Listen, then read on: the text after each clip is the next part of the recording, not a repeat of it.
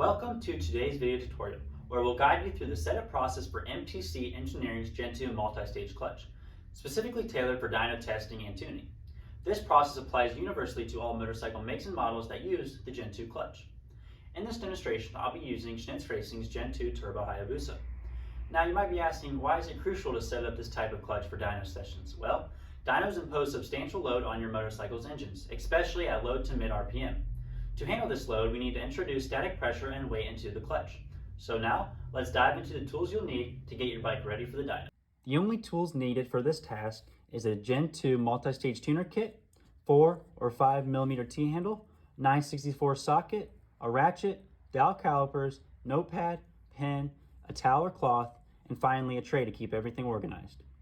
After you ensure the motorcycle is tilted slightly to the left, we can go ahead and remove the 4mm or 5mm Allen bolts that hold on the clutch cover. Once we have removed the clutch cover, we next need to install the static spring retaining bolts. These bolts don't need to be tight, they just need to be engaged 4 to 5 turns.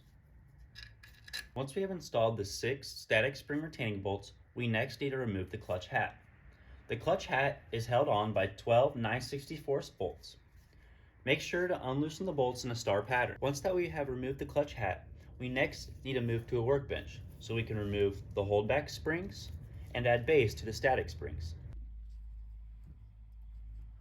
Once you have the basket on a bench, you now need to remove the 6 static spring retaining bolts to give access to the springs and shims, keeping track of their original location. Once you have removed the static springs, you next need to measure the total shim thickness on each spring and record it down on a piece of paper.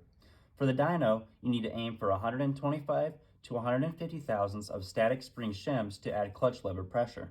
So open up your Gen 2 multi-stage tuner kit,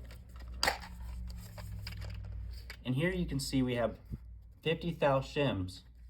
I'm just going to add 3 shims to each spring. Once you have adjusted your total shim thickness, you next need to move the springs to the side, keeping track of their original orientation. Once you have moved your springs, you next need to grab your clutch hub and remove the holdback springs. The holdback springs are behind this cover, held on by 6 9/64 Allen bolts. Now that we have removed the holdback spring and the holdback spring cups, we can go ahead and reinstall the holdback spring cover. Once we have reinstalled the cover, we next need to bring this tray over to the motorcycle to reinstall. Now that we're back to the motorcycle, we can go ahead and reinstall the static springs.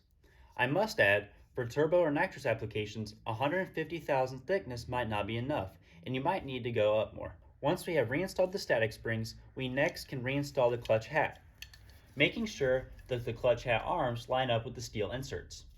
When tightening these down, make sure to go in a star pattern.